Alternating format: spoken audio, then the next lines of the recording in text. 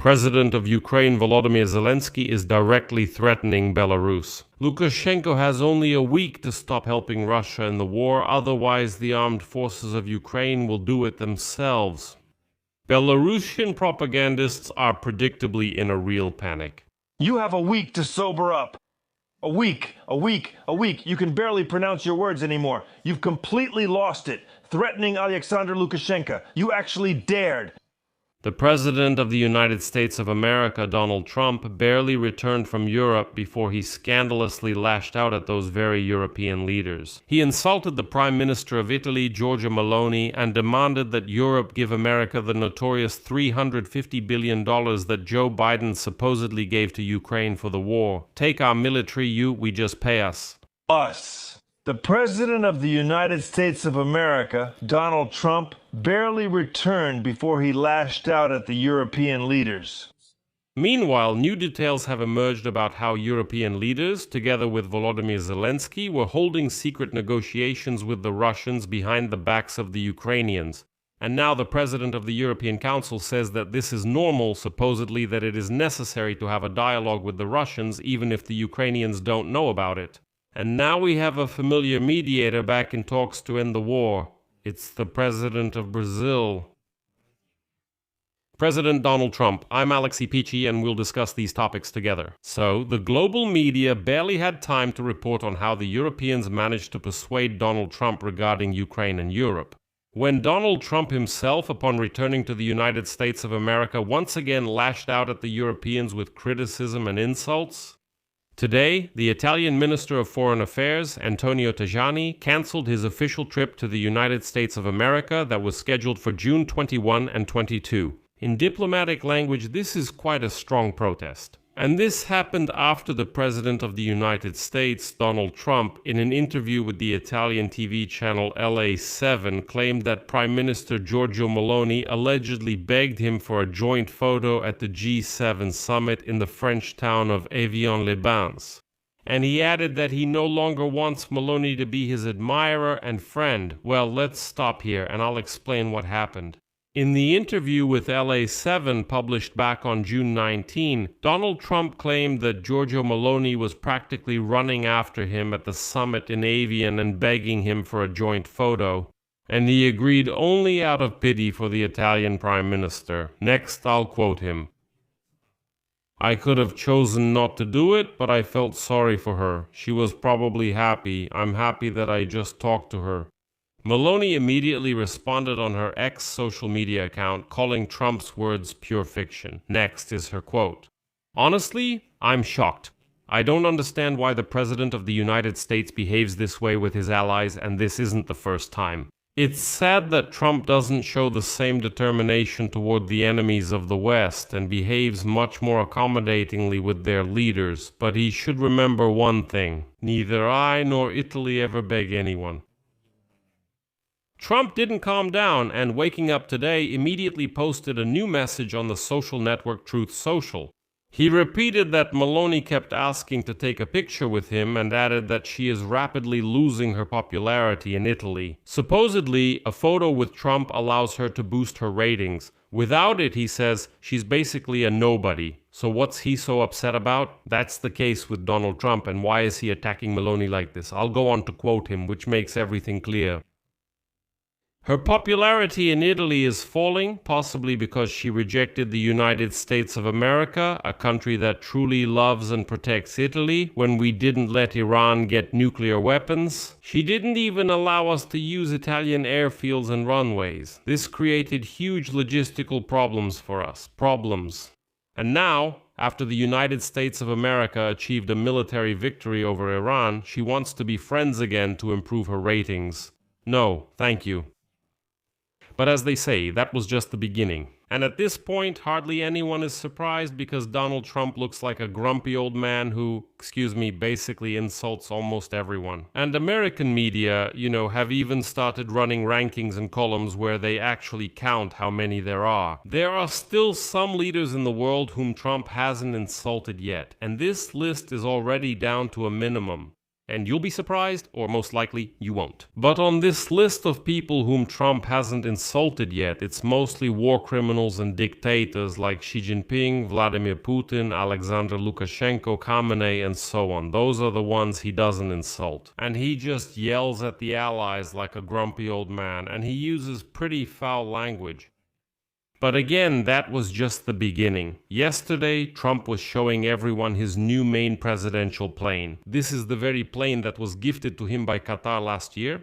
And so, against the backdrop of this plane, which he called the portable White House, he declared that European countries must now compensate Washington for $350 billion, which he claims was spent on military aid to Ukraine. Under the previous administration of Joe Biden, well, it's already been proven a million times that there were no 350 million, no billions, but let's leave that aside. And so, speaking at the Andrews military base, Trump said that at a meeting with European leaders in France, he reminded them about the scale of American arms supplies to Ukraine. Quote, I told them, think about it, we gave you $350 billion worth of planes, weapons of all kinds, and other things. And a lot was given by Biden to Ukraine. And they were supposed to pay for it, which means the Europeans were supposed to pay for it, but that's not in the cards for them. They didn't. No one asked them to pay. All they had to do was say, take our military, just pay us. Just pay us. No one asked. I'm saying, why did you pay? No one asked us, sir. I was with European leaders last weekend. I'm saying we gave you $350 billion. Remember that.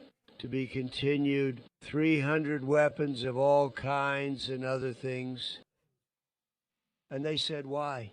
I said, why didn't you? And he said, well, nobody ever asked us. Well, according to his statement, the Joe Biden administration was simply providing assistance and didn't even require European allies to pay, although in his opinion, they should have paid for all of it. Here's another quote from Trump.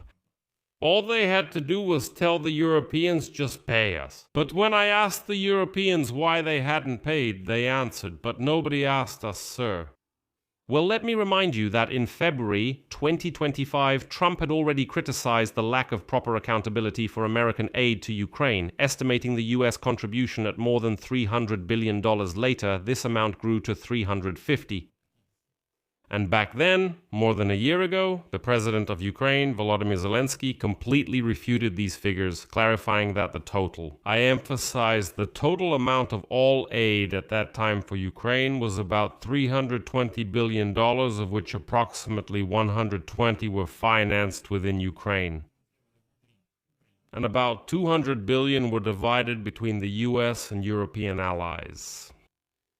At the same time, Zelensky pointed out $67 billion in U.S. military aid and $31.5 billion in direct financial support. That is a total of about $100 billion, but definitely not $350.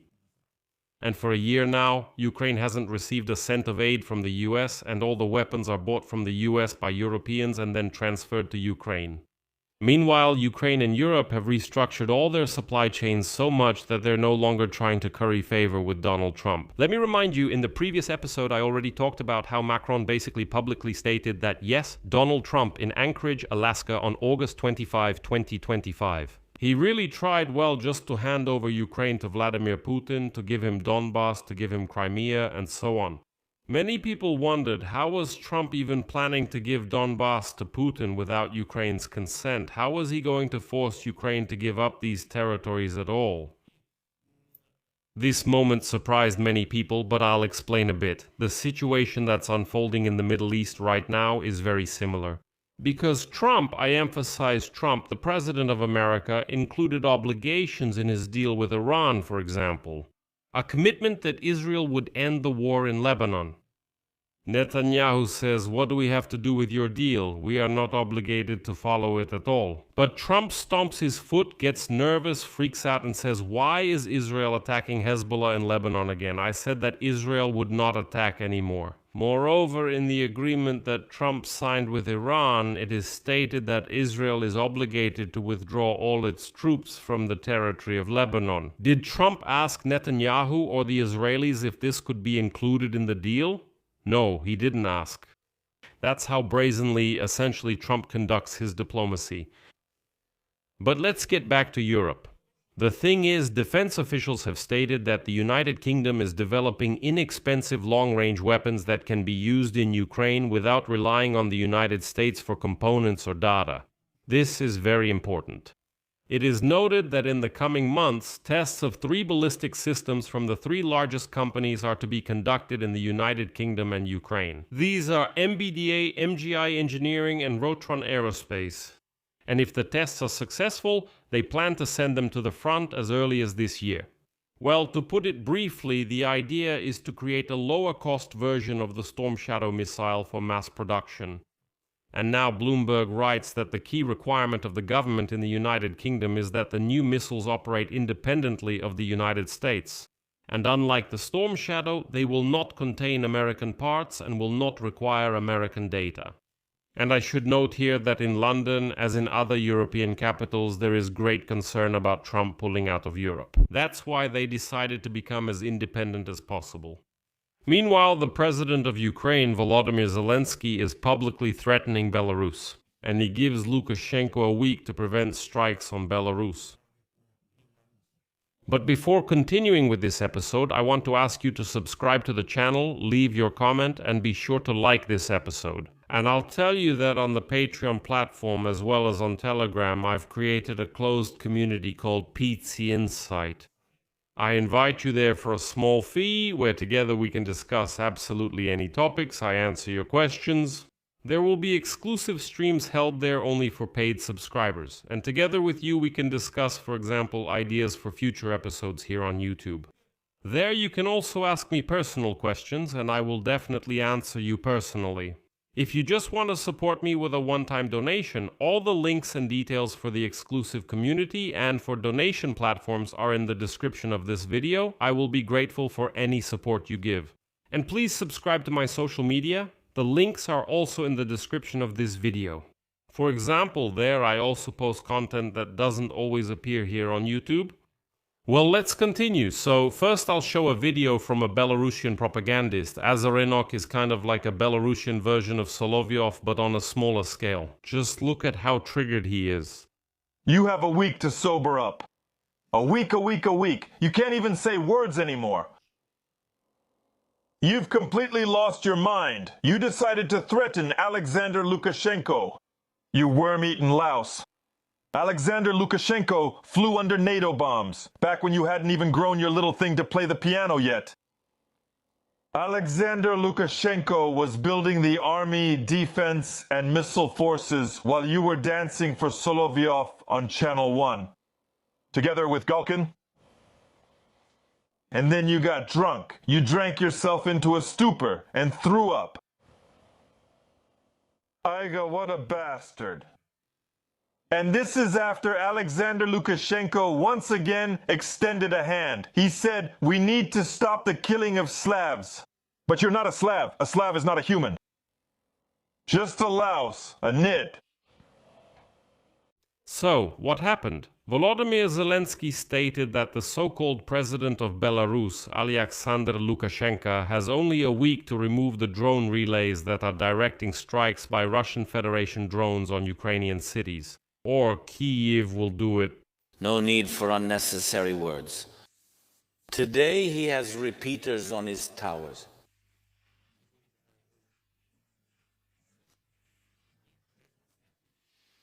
Russian repeaters, Belarusian ones. Does it matter to us? On his territory, along 2 regions bordering Ukraine, there is equipment that guides fire against the Ukrainian population, civilians specifically. Right now, we don't have an active front right now on the Ukraine-Belarus border. Civilians are being killed there. There are repeaters on the relevant towers. Can he remove them? What's the point of saying he doesn't want to be at war? Let him remove and turn off this equipment. I think a week will be enough for him to do it. Why do I say a week? Because right now, every day, that's why. Our civilians are dying. Children are wounded. If he doesn't do it, we will. And the same goes for example, his oil refining industry. We are doing everything to make sure the Russians have no opportunity to sell oil and accordingly to supply diesel and oil to their army, because this is all being used against us. He is the main supplier today, or one of the main suppliers for the Russian army. It's Lukashenko himself, it's Belarus itself. Can this be stopped? I'm sure it's within his power, and he's the one who controls it.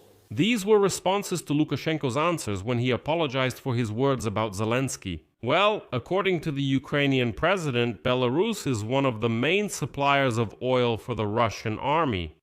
And here's another quote. Can this be stopped? I'm sure it's within his power. Let me remind you that earlier, the Belarusian dictator Lukashenko gave an interview to Al Arabi TV in which he apologized for his harsh words to Volodymyr Zelensky, and he assured that Minsk would not enter the war. And overall, this interview sounded like a kind of desperation, as if saying, no, don't get the wrong idea, we will never enter the war, otherwise nothing will be left of Belarus, and so on, and so on. But here, Lukashenko himself has a very cunning plan, which I will explain a little later. So, according to Lukashenko, if Belarus enters the war, the front for Russia will increase by 1,500 kilometers, and I quote, we and the Russians simply won't be able to ensure the defense of this section.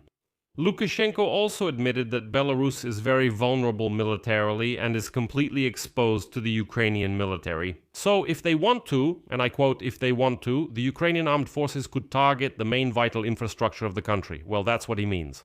That means they would come under attack, but he means in Belarus. Lukashenko also referred to the fact that both the people and the military of Belarus reject any war and do not want to take part in one. And let me remind you that after the meeting of the Eurasian Economic Council in Astana on May 29, Lukashenko made a harsh statement about the president of Ukraine. I don't know what motivated him, but here's what he said at that time. Maybe something happened, maybe he smoked something and then started making these statements about Zelensky. And just recently, in an interview with Al Arabiya, Lukashenko said, and I quote, if Vladimir Alexandrovich was offended, I apologize to him for those words. And here I want to point out that Lukashenko doesn't just see the attacks on Moscow and understand what consequences this could have for him. If Ukraine really starts attacking Belarus, Lukashenko is also thinking about the post-war architecture of Europe, and once again he is trying to maneuver. Lukashenko was able to stay in power in Belarus for so long because if we look at the pre-war period, he was constantly maneuvering. At one point he's friends with the Europeans, then with Moscow, then again with the Europeans, then again with Moscow, then with China, and so on. And now Lukashenko is once again trying to test the waters a little bit in Europe. Let's admit it, he's lucky to have the attention of Donald Trump. He understands that. And in an interview, Lukashenko admitted that he is counting on help from Washington to normalize relations with the European Union, and these are not just words. The US State Department sent letters to Kiev, Warsaw, and Vilnius with a proposal to ensure the transit of Belarusian potash. So the US is really trying to pull Belarus out of isolation. But Ukraine clearly remembers that it was from Belarusian territory that missiles were launched and Russian troops entered in 2022, and Lukashenko simply won't be able to come out of this unscathed, as they say. Meanwhile, a scandal is brewing in the European Union over ties with Russians. As it turned out, the president of the European Council, Antonio Costa, secretly established a dialogue with the Kremlin to negotiate an end to Russia's war against Ukraine. When asked today why he tried to open a diplomatic channel with Russia without first informing all EU countries, Costa said that they had a good and useful discussion to clarify all misunderstandings. He means the dialogue with Moscow. Here is the quote. I want to stress that the European Union supports Ukraine. We stand with Ukraine during and after the war. Costa also admitted that there are still no reliable signs of Russia being ready for serious negotiations. He says, yes, he talked with the Muscovites, but the Muscovites are not ready for negotiations. Despite this, he explained that through his office, he is working on creating a diplomatic channel so that the EU can independently understand Russian messages and directly convey its position to Moscow. But such behavior by Costa was not liked, for example, by the leaders of Germany and France, who are building their own negotiating position with the Muscovites. Antonio Costa said different diplomatic platforms shouldn't compete or contradict each other. Соперничать между собой или противоречить друг другу. Here's another quote from him. Of course, the coalition of the willing and its leaders must also play their role in matters of security guarantees. At the same time, the interests of the European Union must be protected by EU institutions in accordance with the Union's treaties.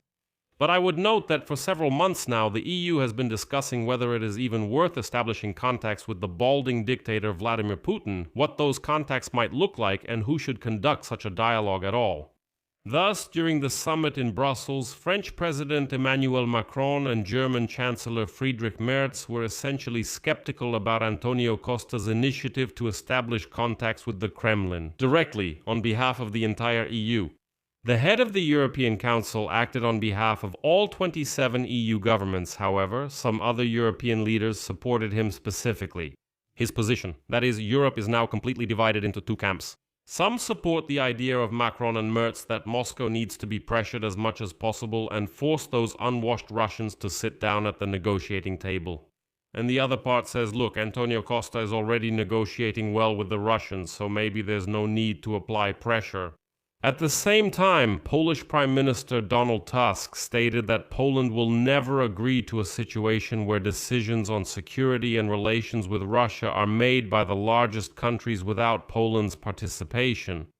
In other words, to put it simply, he's saying that if any decision is made without Poland, we will not recognize it. And God forbid that the Europeans start arguing among themselves now about how to talk or not to talk with the Russians.